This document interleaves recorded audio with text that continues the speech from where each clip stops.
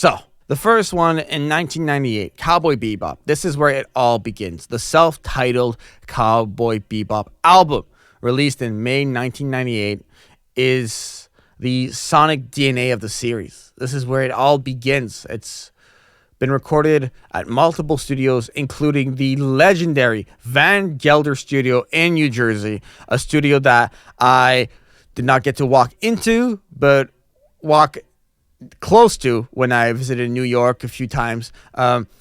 This album explodes with hard bops and just big band energy. Big band energy, like cranked to a million. Tank opens with pure adrenaline. It screams rebellion, virtuosity, and it's held together by Yoko Kanno's meticulous arrangement. It's a salute to the jazz golden age, yet it swings with this futuristic energy.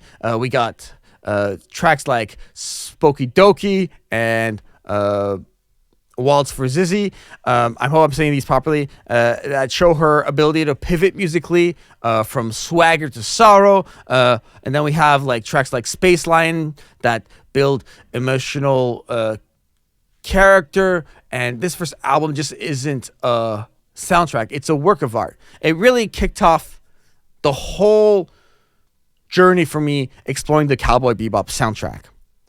And then just a few weeks later, we have Vitaminless, also released in 1998. It strips the concept bare. 28 minutes of exploration, intimacy, and nostalgia. Here, we have the entrance of such a foundational, important, and beautiful piece in the Cowboy Bebop soundtrack, the real folk blues.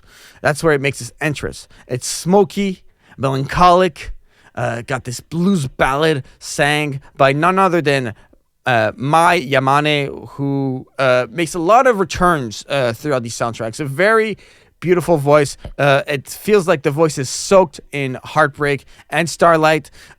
It's one of those few songs in Japanese that stands out like a confession to me. The perfect emotional counterbalance to Tank. Then we got tracks like Cats on Mars and Spy that toy with these like rhythms and this playfulness while still carrying that unmistakable Seatbelts charm. I find that the music that the Seatbelts makes has such a unique charm. It is such a vibe that I can just spin those tracks over and over and over and over.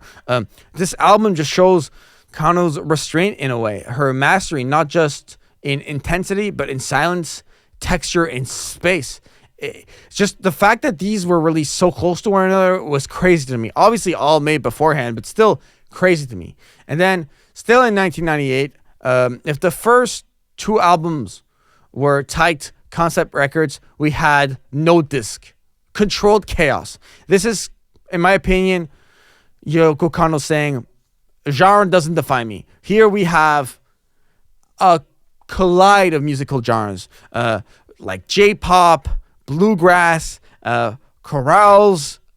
You get tracks like One and All Back, funk and blues with a rebellious charm. We get Greenbird, that had its own solo episode on the podcast. It's ethereal, a wordless lullaby that falls like snow. And then we have songs like Live in Baghdad, just raw music like that.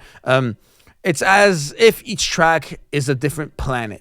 It's funny because this is a concept I've used to describe Iceland, and Yoko Kanno composing music from a cold land that had Icelandic charm, such as Terran Resonance, how each song had its musical identity. I really feel like no disc, every song, because of how much genre colliding and almost collapsing there is, each song feels like its own musical identity. Yet they orbit around a single gravitational center.